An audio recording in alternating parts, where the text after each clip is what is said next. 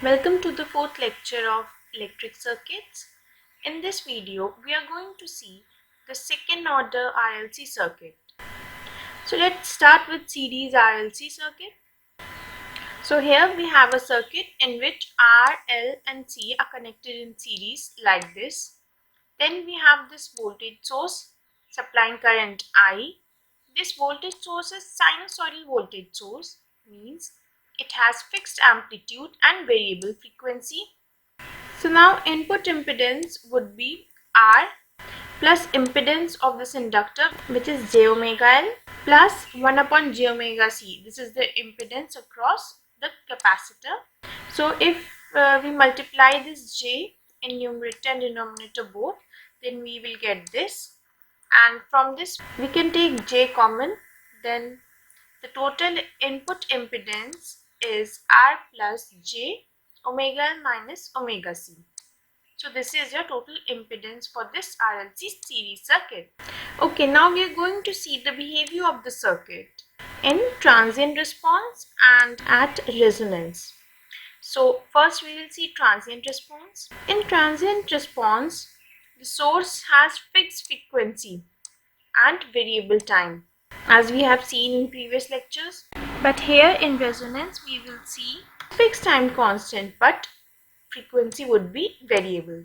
So for transient response, we have seen that at t is equal to 0 plus means initially inductor acts as open circuit and capacitor acts as short circuit, and at steady state or t is equal to infinite, inductor becomes short and capacitor becomes open circuit.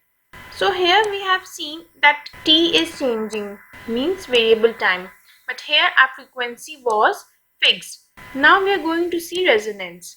In resonance, t is constant, fixed time instant, but the frequency is variable. So at omega is equal to omega L, inductor acts as impedance and its value is j omega L, and for capacitor it's 1 upon j omega C. At omega is equal to 0, inductor acts as short and capacitor acts as open circuit. At omega is equal to infinite, inductor acts as open circuit and capacitor acts as short circuit. So this is the difference between transient response and resonance. Okay, now consider this RLC series circuit. We know that input impedance is R plus j omega L minus omega C. So at resonant frequency, means omega is equal to omega naught, where omega naught is resonant frequency, j terms is equal to 0, means imaginary term of impedance becomes 0. So if you put this equal to 0, then we'll get z input impedance is equal to R, which can be written as z naught, means impedance at resonant frequency, and z naught is the minimum value of z input impedance. Now I naught is equal to V upon input impedance at resonance is equal to V upon R, and since impedance is minimum, therefore current would be maximum. At resonant frequency, the voltage across capacitor is equal to voltage across inductor. These two voltages are equal in magnitude, but they are out of phase by 180 degree.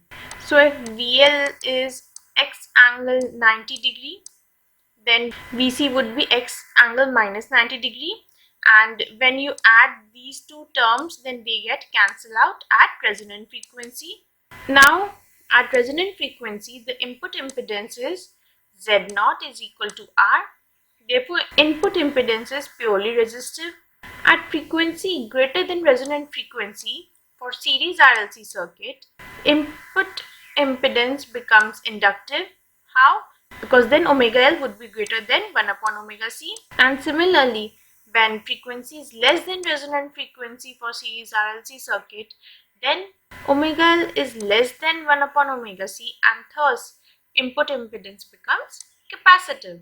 Now at resonant frequency, omega is equal to omega naught, the j term of input impedance becomes 0. So when you equate this to 0, then we get omega naught is equal to 1 upon root LC. So this is the value of resonant frequency in radian per second. And if you want to find this frequency in hertz, then divide it by 2 pi. See, you have to take care of these units because this will tell you that which frequency we are talking about, whether it's omega or F. Now at resonance, the J term of the input impedance of the circuit is 0. At resonant frequency, the network is resistive and thus input voltage and input current are in phase and therefore power factor is unity. So we have unity power factor at resonance. At resonance, input impedance is minimum and thus the current drawn by the network from the input source is maximum, and therefore any series RLC network behaves as a band pass filter. See, this is the frequency response of series RLC circuit. As you can see that the response is better or good or have good value between these two frequency, and therefore you can say that a particular band of frequency is passing from the series RLC circuit. Therefore, it is known as band pass filter. So now this option is clear. Now we'll come to next. At resonance, the voltage across L and C are equal in magnitude and are out of phase by 180 degree, so that the net voltage across LC combination is 0. Now the circuit behaves differently at different frequency of operation. At resonant frequency, network is resistive and therefore have unity power factor. At frequency above resonant frequency, the network becomes inductive and power factor is lagging. And frequency below resonant frequency, the network is capacitive and power factor is leading. This is for series RLC circuit. In case of parallel RLC circuit, these two gets interchanged. We will see this later. Now we'll see the physical significance of resonance. The frequency of resonance represents a rate at which electrical energy stored in the capacitor is transferred to the magnetic energy in the inductor and vice versa. So basically, resonant frequency represents the rate at which these two exchange their energy. Transformation of these energy at a particular frequency represents the phenomena of resonance. So basically, resonance is a phenomena where inductor and capacitor exchange their energy at a particular frequency known as resonant frequency. So now this is the frequency response, and this is how magnitude of current will change with respect to the frequency. So at omega is equal to omega naught means at resonant frequency the current is maximum and its magnitude is I naught. Here you can see omega 1 and omega 2 are cutoff frequency. So let's see what happens at this cutoff frequency. At this cutoff frequency, this current is reduced to 0.707 of its maximum value, and if you see that here power is directly proportional to I square. So here if power is I naught square, then here power would be I naught square by 2. Therefore power get reduced by 2. Therefore it is also known as half power frequency. Now this decrease is 0.707, and if we convert in decibels, then what we do? We take their log and then multiply it by 20. So this value would be -3 and then decibels. So here you can say that 3 dB is reduced from its maximum value at omega 1 and omega 2, and therefore omega 1 and omega 2 are also known as 3 dB frequency. So here again we can see that series RLC circuit is passing major amount of current between these two frequency. Therefore this is known as cutoff frequency, and this particular band is passing. So series RLC circuit behaves as a band pass filter. Now this difference between omega 1 and omega 2 is known as delta omega or bandwidth. Bandwidth of the network represents the range of frequency. As you can see, it represents the range of frequency for which the current drawn by the network is decreased to 0.707 of its maximum value. You can see that at both these frequency, current is reduced to 0.707 of its maximum value. Now we will see the quality factor. Quality factor represents the ability to select a particular desired frequency. And if it is selecting particular frequency, then it means that it is rejecting all the other unwanted frequency components. Quality factor is denoted by Q naught and is equal to the inductive drop to the total drop or capacitive drop to the total drop. And since inductive drop is equal to I naught j omega naught L and its magnitude is I naught omega naught L, and for capacitive it is I naught upon omega naught C, and the total drop is I naught by R. So putting these values here, we will get Q naught is equal to omega naught L by R or 1 upon omega naught RC, and in terms of only RLC, we get Q naught is equal to 1 upon R under root L upon C. Usually the value of quality factor is greater than 1. Quality factor is also known as the ratio of resonant frequency to the bandwidth. Resonant frequency means omega naught and bandwidth is what? Omega 2 minus omega 1. This you can see here. Also, the frequency of resonance represents the geometric mean of the two half power frequency, which means omega naught is equal to under root omega 1 into omega 2. So by using these two equations, we will get the value of omega 2 and omega 1, as omega 2 is approximately equal to omega naught plus half delta omega, and omega 1 is equal to omega naught minus half delta omega. So while solving questions, we will use these two equations to find the value of omega 1 and omega 2. But in some cases, if they give any negative or undesired result, then we will use these two basic equations. Now bandwidth, we all know bandwidth of a network represents the range of frequency for which the current drawn by the network is decreased to 0.707 of its maximum value, which is I naught. So this we know that the quality factor is the ratio of resonant frequency to bandwidth, and we can use this equation to find the value of bandwidth. So we will put the value of quality factor and resonant frequency here. So by solving this, we get bandwidth is equal to R upon L radian per second, and in hertz it is equal to R upon 2 pi L. Omega is equal to 2 pi F. Therefore, for finding frequency in hertz, we divide omega by 2 pi. For any tuned network, the quality factor must be as high as possible. And for high quality factor, bandwidth must be kept low. And for keeping bandwidth low, either you have to decrease R or increase L. If we increase L, then we will increase the size of the inductor also. So this is not advisable. Therefore, we prefer decreasing resistance. Okay, now we are going to see this example. Here you have to find the resonant frequency. Here we have two parallel branches, Z1 and Z2. And here, instead of input impedance, we will find input admittance, which is the inverse of input impedance. So input admittance is equal to Y1 plus Y2. Y1 is equal to 1 upon Z1 and Y2 is equal to 1 upon Z2. Now we will place the value of Z1 and Z2. Then we'll get this, and then we will remove this J term from denominator. So we'll get this equation, and at resonant frequency the imaginary term is 0, means J term is 0. Therefore we will equate these two to 0.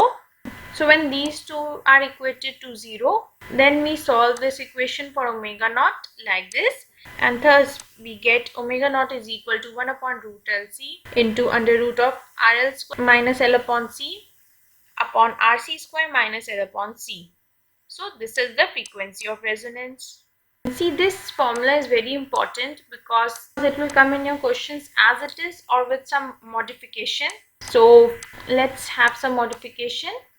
So case 1 is when RL is equal to 0. So by putting RL is equal to 0, we get omega naught is equal to this. And for resonance, this term should be positive, means greater than 0. So we get RC should be less than under root of L upon C, and this is the condition for resonance. Now in case 2, RC is equal to 0. So here we will put RC is equal to 0 and we will get this. And for resonance, this term should be positive because it is inside under root. So we get RL should be less than under root of L upon C, and this is the condition for resonance. Now case 3 is when both RC and RL are equal to R. So here if we put R instead of RL and RC, then we get omega naught is equal to 1 upon root LC. Now case 4 is when there is no resistance, means RL is equal to RC is equal to 0. So here we will get omega naught is equal to 1 upon root LC, which means the frequency of resonance does not depend upon the type of connection between L and C. Therefore, the frequency of resonance remains same whether L and C are connected in series or parallel. So the frequency of resonance does not depend upon the type of connection between L and C. This is an important point to remember. Now our last case is case 5, and this is important case. So here we have assumed that RL is equal to RC and it is equal to under root L upon C. So in this case, input admittance becomes real and all the J terms becomes 0 irrespective of the frequency on which it is operating. So therefore, magnitude of current is constant irrespective of the current. So for this specified value of RL and RC, the imaginary part of the input admittance is always 0 and have only real part. Therefore, irrespective of frequency of operation, the input voltage and input current are always in phase. Therefore, the current drawn by the network from the input voltage source is always constant. You can see here, irrespective of the frequency of operation. No specific frequency of resonance occurs in the given circuit. Therefore, now this is very important line. It is said to be resonating at all the frequency for the specified value of R and L RC. So if we want the circuit to be resonating at all the frequency, then this is your required condition. Okay, now we are going to see parallel RLC circuit.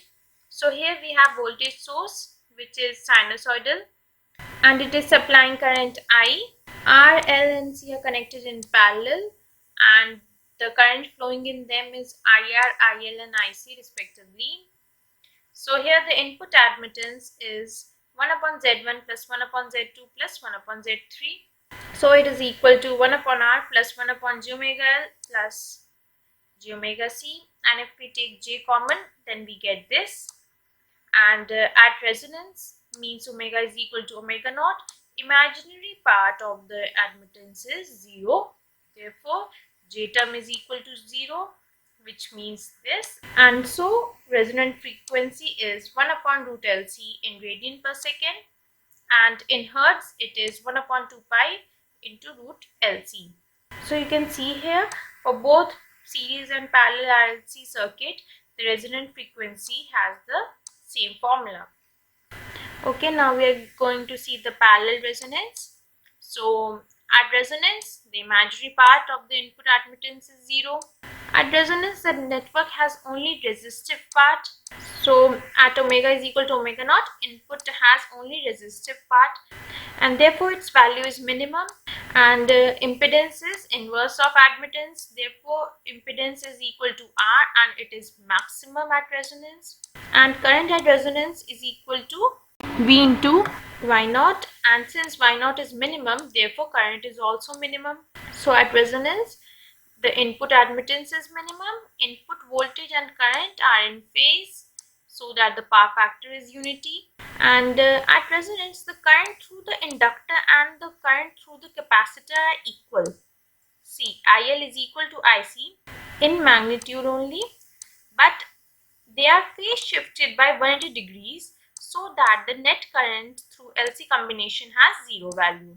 In series, the magnitude of VL and VC are equal, but in parallel, magnitude of IL and IC are equal, but are phase shifted by 180 degrees. In parallel resonance, the network behaves differently at different frequency operation. At omega is equal to omega naught means at resonance, the network is resistive and the power factor is unity. But for the frequency greater than the resonant frequency, the network becomes capacitive and power factor is leading.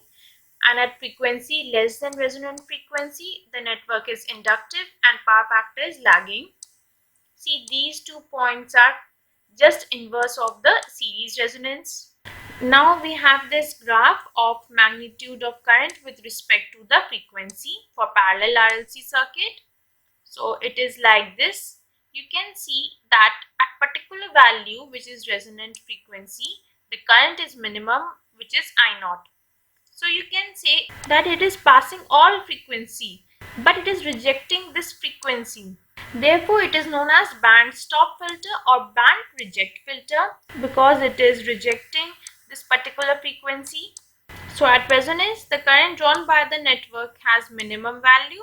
Ci has minimum value of I0 at resonant frequency, so that the parallel RLC network behaves as a band stop or band reject filter.